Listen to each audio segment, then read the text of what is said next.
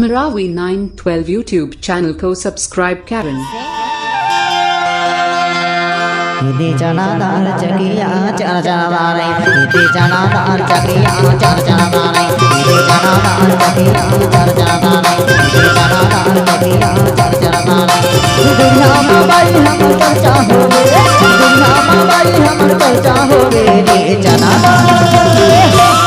ये बाबू के दादा चना रोटी खाई मजादा बाबू के दादा चना रोटी खाई मजादा मनपन के संगी मिले हम यार मनपन के संगी मिले हम यार रे बाबू के दादा बता दो और हमारे घरोला वाला ले थाओ और संग मावो कृष्णा घरोला वाला थोड़ा का की थो जाता हिंदी चना दाल चकिया चर चरदारे हिंदी चना दाल चकिया चर चरदारे हिंदी चना दाल चकिया चर चरदारे दुनिया में भाई हमर चर्चा होवे दुनिया में भाई हमर चर्चा होवे रे चना ये बाबू के दादा चना रोटी खाई मजादा बाबू के दादा चना रोटी खाई मजादा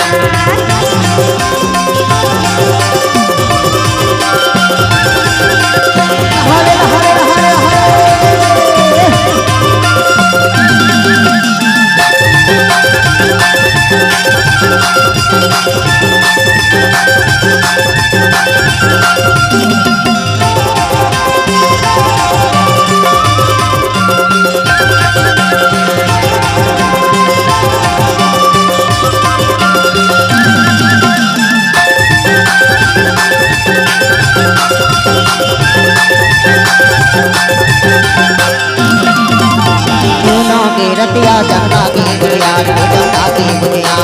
सही हम मोर जीते हैं आधार हमर भूखे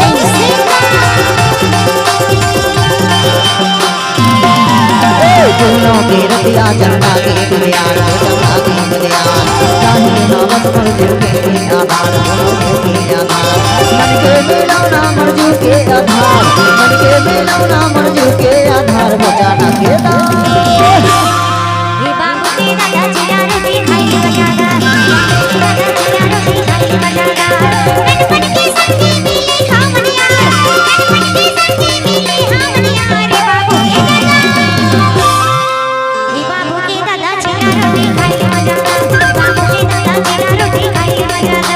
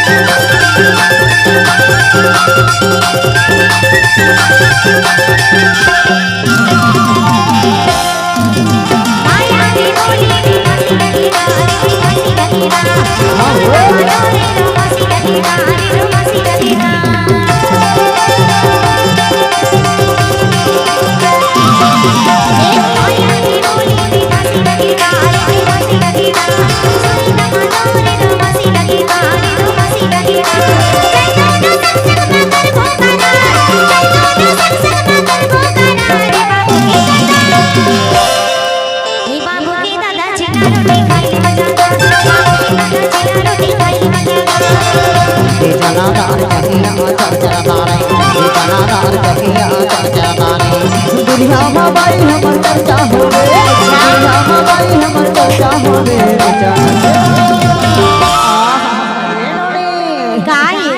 ईमान से वो दुनिया में हमर मन के चर्चा होवत रही थे ओकरे से आज चाटी गांव में हमार चर्चा होगे कि हीरापुर के नाचा वाले आहे के और पाक थे जनता का थे